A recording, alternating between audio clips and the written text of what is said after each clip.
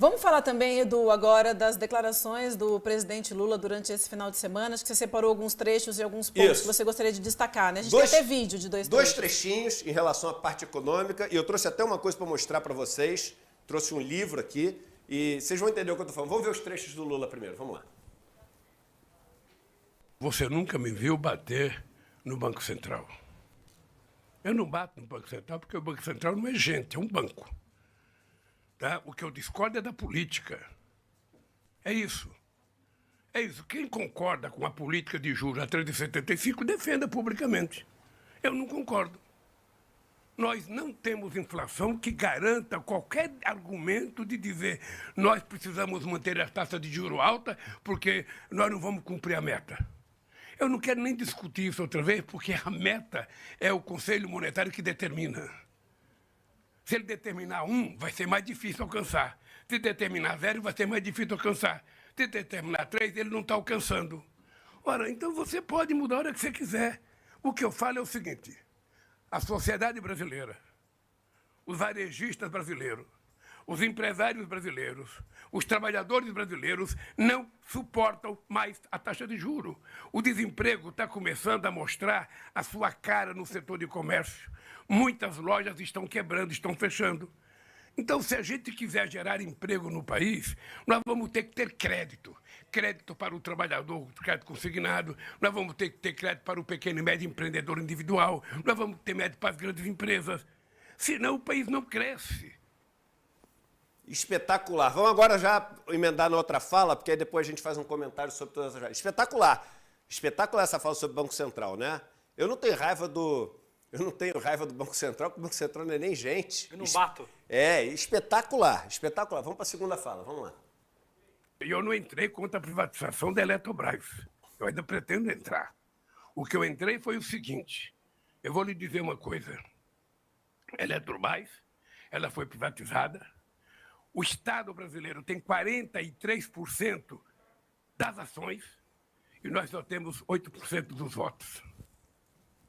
Tá? Você que é jornalista, pense depois se é possível uma coisa dessa. A segunda coisa é que na privatização da Eletrobras, se o governo quiser comprar de volta, o governo tem que pagar 3 vezes o preço oferecido por outro comprador. É isso, você está com um cara estranhando? É isso que foi feito. Eu adorei esse cara de estranhando, né? Porque esse cara de estranhando é tipo assim, meu irmão, tu está comentando de um negócio que você não deu nenhuma pesquisada antes.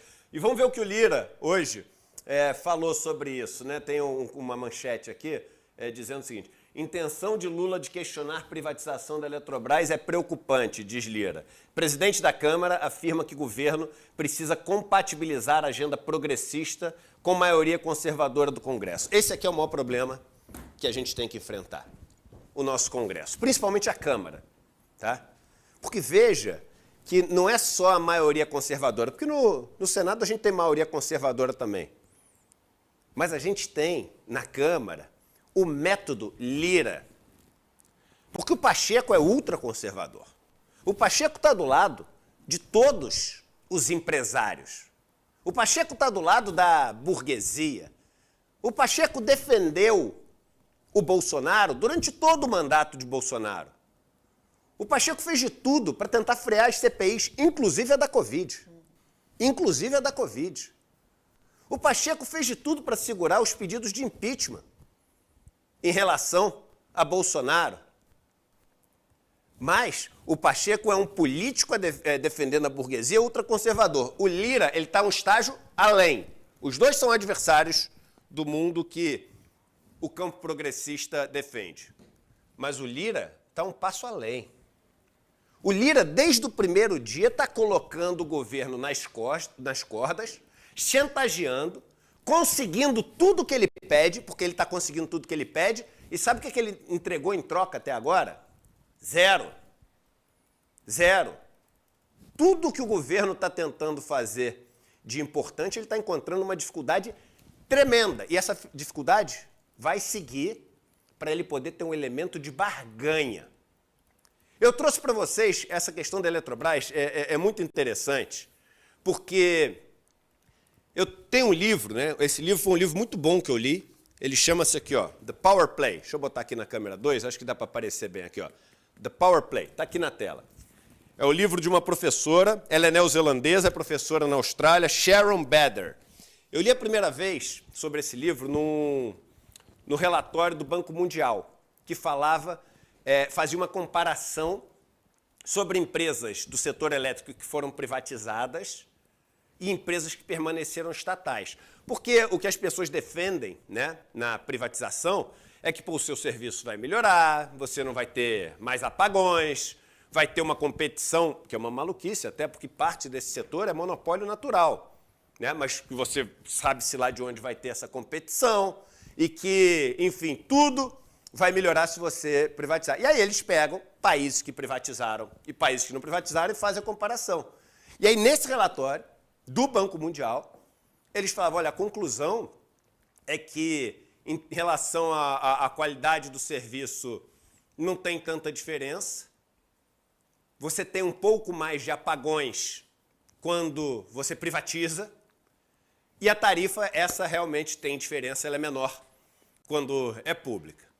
E aí eu comprei esse livro. E esse livro é fenomenal. Esse livro é fenomenal. Tão fenomenal que a gente entrou em contato com essa professora e depois de 6 meses conseguimos dela gravar um curso para a gente no ICL, que inaugurou essa semana. Então, a gente tem o legendado, tudo dela, sobre esse livro. E o que quer dizer Power Play? O jogo do poder ou o jogo da energia. Porque Power pode querer dizer energia também. E aí está escrito aqui, a luta para controlar a eletricidade do mundo. Então ela fala desde lá de Thomas Edison, sobre essa luta para controlar, porque, meu irmão, veja bem, a gente vive de produzir riqueza. Para produzir riqueza, você precisa transformar. Para transformar, você precisa de algum tipo de energia. Essa energia ou vai vir, né, dos combustíveis que você tem, né, os combustíveis fósseis ali, vai ter petróleo, carvão, gás, etc., ou vai vir da eletricidade que você gera através de outras fontes. Você pode gerar eletricidade através de combustíveis fósseis também, mas vai vir através das hidrelétricas, hoje em dia você tem eólica, você tem todo o resto. Eu separei alguns trechos desse livro para mostrar para as pessoas uma coisa interessante. Fica comigo agora porque isso talvez seja uma das coisas mais interessantes que você vai ter ouvido, né, nos últimos tempos. Esse livro aqui acompanha desde o final do século XIX, até hoje, a luta pelo controle das empresas elétricas do mundo. Essa briga para privatizar acontece há mais de 100 anos. Vamos botar os trechos que eu separei para vocês, eu vou traduzir. Primeiro trecho, vamos lá. Está aqui embaixo, isso aqui é o meu livro, então ele está todo sublinhado aqui. Então, a NELA é National Electricity não sei o que, Association, tá? É alguma coisa assim. Então, é a Associação Americana Nacional, né, ligada à questão da eletricidade. Eu esqueci o que quer dizer o L. Essa empresa, isso aqui a gente está falando de 1926. 1926. 100 anos atrás, mais ou menos.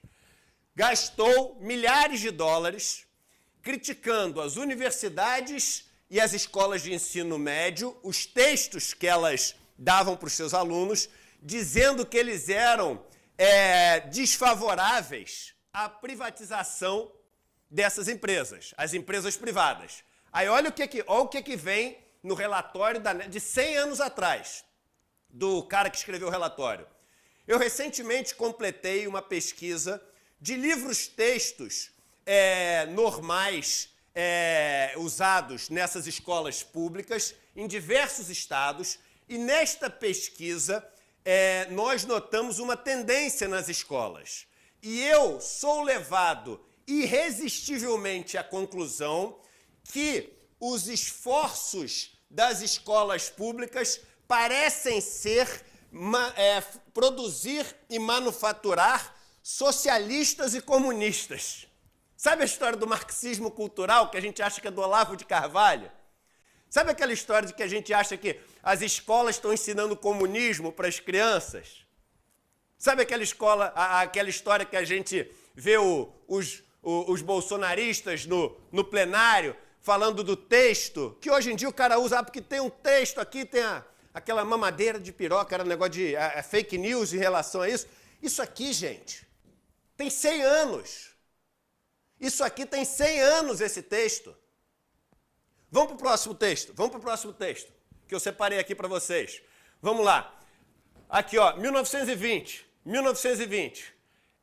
The ownership, ou seja, a participação nas empresas de eletricidade agora está... Porque eles conseguiram privatizar algumas ali no começo. Essa briga existe desde lá. Agora está na mão de 2 milhões de investidores diretamente e também indiretamente, seja através das ações, stocks, cadê? Aqui, ó, seja através de stocks ou de bondholders, ou seja, de dívida, né? Aqui. Isso é verdade para as pessoas. This is true. Cadê? This is true. Essas são pessoas de verdade que se tornam donas de um instrumento público e que, porque a função do governo não é ser dono dessas coisas, é só regular ela dentro dos poderes do Estado. Então, o que ele está dizendo aqui? Ele está dizendo, agora que a gente privatizou, agora isso está na mão de milhões de pessoas. Então, não venha me dizer que não é do interesse público. Isso aqui é o seguinte, quem lembra a fala do Roberto Campos Neto falando que no Brasil agora são 4 milhões de rentistas, em que a gente não pode mais criticar os rentistas, porque agora, de verdade, a dívida pública está servindo a população brasileira, porque são 4 milhões de pessoas. Isso aqui, 1920. Então, quando vocês ouvirem esse discurso de que, mas agora a gente privatizou a Petrobras, vai ver quantas pessoas têm ações da Petrobras, da Eletrobras, desculpe. Vai ver quantas pessoas têm títulos de dívida da Eletrobras nos fundos de investimento. Agora a Eletrobras está na mão das pessoas. Discurso de mais de 100 anos atrás. Um discurso absolutamente falacioso. A Eletrobras está na mão dos donos das Americanas. A Eletrobras está na mão das pessoas que agora têm como função aumentar o preço e baixar a qualidade para aumentar o lucro. Vamos para a próximo trecho que eu separei aqui. Argumento que eles usavam 100 anos atrás. Aqui, ó. Como é que você faz? Isso aqui eles tinham um manual para você convencer as pessoas, né, a favor da privatização. Óbvio que não era público esse manual. Era um manual que rodava ali entre os caras que tinham, os lobistas, né? Se você escolher 2 ou 3 influenciadores numa cidade que sejam grandes pagadores de impostos, esses 2 ou 3, são pessoas ricas, você escolhe 2 ou 3 pessoas ricas, se torne próximo a eles, get personally acquainted, quer dizer, torne-se próximo, íntimo deles, e faça com que eles gritem do topo das casas deles que as taxas, que os impostos do país poderiam ser muito reduzidos se o Estado estivesse livre dessas empresas estatais. E aí, se você fizer essas operações de privatização, o que vai acontecer? O Estado vai ficar livre disso e as pessoas vão pagar menos impostos. Que também é uma balela, porque as pessoas não vão pagar menos impostos, só que o que as pessoas vão tirar de dinheiro do bolso é muito maior, porque o serviço vai ficar muito mais caro. Mas eu só estou dizendo o seguinte, o argumento de hoje é igual. 100 anos. 100 anos. Próxima e a última. Próximo e último trecho que eu separei aqui. Vamos lá. Então, esse era o último não ficou. O que eu estava querendo mostrar aqui para vocês? O que eu quero mostrar para vocês é o seguinte. O argumento todo que vocês ouvem de Amoedo, do economista liberal da CNN, da Globo News, do cara que escreve no Estadão, entendeu? Do Lira, que está ali representando esses grupos, da turminha do Novo, que vai lá ficar dando chilique, entendeu? Esse argumento todo, e não só em relação à Eletrobras, em relação à ameaça comunista, em relação ao marxismo cultural, isso tudo tem mais de 100 anos e é igual na vírgula. Porque você vê que até a gente poderia traduzir pessoas influentes por influencers, né? Você pega 2 ou 3 influencers, é tudo igual. E a gente tem que entender que a verdade é uma só. Quando é do Estado,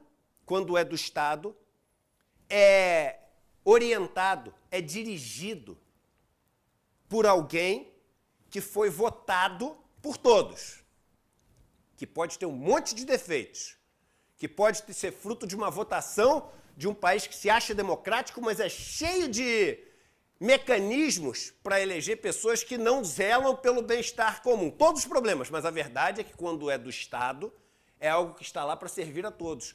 Quando se torna privado, está lá para servir a poucas pessoas. O outro trecho que não apareceu aqui, que é o trecho que eu tinha separado, diz o seguinte: nessas empresas privadas, eles falavam que depois que fosse privatizado, não ia ter mais falta de energia. O famoso apagão. Só que o que acontece? Quando essa empresa é chamada para investir, para não ter falta de energia, ela fala, para que eu vou assumir um investimento de risco se eu sou monopolista? Não tem ninguém competindo comigo. E mais, se começar a faltar energia, o que eu vou poder fazer?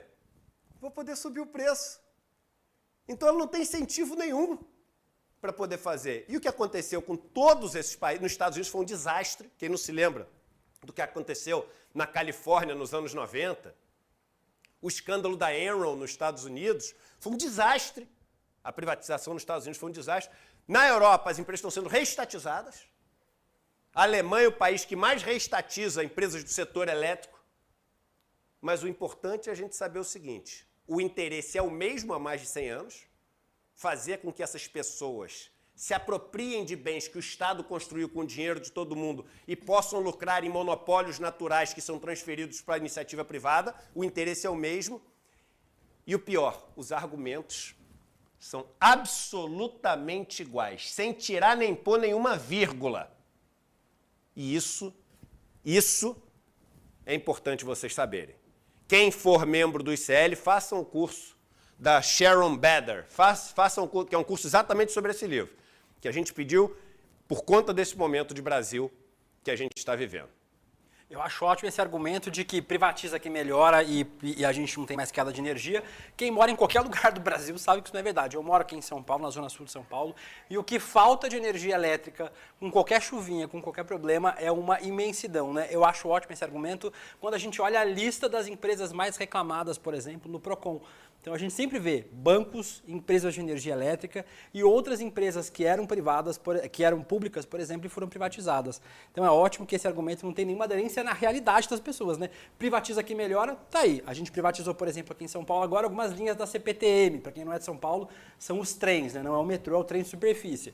Problemas o tempo todo. Então esse argumento é meio sem sentido, né, Vivian? É, e a gente ainda é uma parcela privilegiada, né? Na praia, eu sou de Santos, não tem um verão que não falta energia, não tem. Quem mora na praia sabe disso, né? Então, mais gente, todo verão está sempre faltando praia. Então, e você tem uma regra que é o seguinte, faltando energia. Você tem uma regra, Vivi, que é o seguinte, aqui na cidade de São Paulo, em área urbana, tem lá um tempo que o cara tem, não sei se são 4, 6 horas, só para poder fazer com que a luz volte, se acabou sua luz. Em área rural, esse negócio é 12 ou 24 horas, sei lá. Só que acontece o seguinte, acabou a luz, o cara vai olhar lá na planilha e ver o seguinte, quanto é que custa, depois que privatiza, quanto é que custa mandar um caminhão com um monte de gente lá para fazer esse trabalho? É o que é? É 5 mil reais? Então faz o seguinte, segura o caminhão aí, deixa faltar luz pro cara, porque aí vira uma conta, é o que dá mais luz. Ah, mas o que o cara pode fazer? Ele pode, e eu já tentei fazer, é um caos. Ele pode entrar na justiça para pedir para você reembolsar os aparelhos que foram queimados, as coisas que perderam. Aí sabe o que é? Eu já tentei entrar para ver. Sabe o que ele começa a pedir? Vai lá, eu quero um laudo de um técnico de que o seu liquidificador pifou por causa disso. Eu quero fotos do não sei o quê e um laudo de que a comida apodreceu por causa disso. O que tu vai gastar no laudo, ninguém gasta, meu. A gente está falando de gente. Sim. Que, meu irmão, vive no perrengue. Aí o que acontece? Aí o cara passa uma semana sem luz. Porque na conta dá mais lucro não atender do que atender. E não tem punição. Não tem punição. E o sistema é feito para não ter punição, para ser difícil. O negócio, cara. Então, assim, é um absurdo esse modelo que a gente vive E essa luta é uma luta que tem mais de um século com os mesmos argumentos. Não é nada novo. Não é nada de Olavo de Carvalho. Não é nada do Nicolas não sei quê, do Jordi não sei das onde. Não é nada disso. Do Amoedo. Não é nada disso. Não é nada disso. Esse não é mais de ser. Esses caras estão só repetindo. Mas estão embalando bem e convencendo um monte de gente.